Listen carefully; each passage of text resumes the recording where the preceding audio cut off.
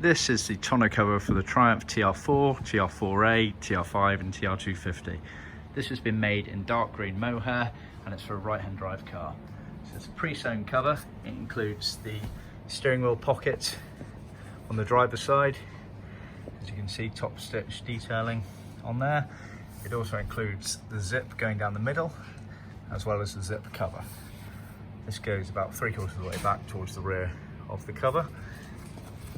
As you can see in there, the zip cover obviously protects the zip from the elements. It's edged all the way around using a matching mohair edging, and then it also has this top stitching detail here which coincides with the reinforced sections on the back for the fixings. Speaking of, you get all the relevant female fixings for attaching the cover to the bodywork. This is the rear of the tonneau cover. As you can see, it has the reinforced section going around the perimeter. So that's where all the fixings would be located. It also has reinforced sections around the zip to support it.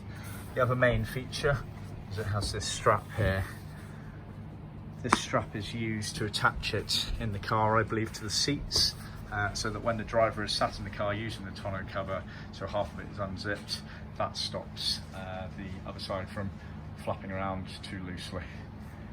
See our website for more details.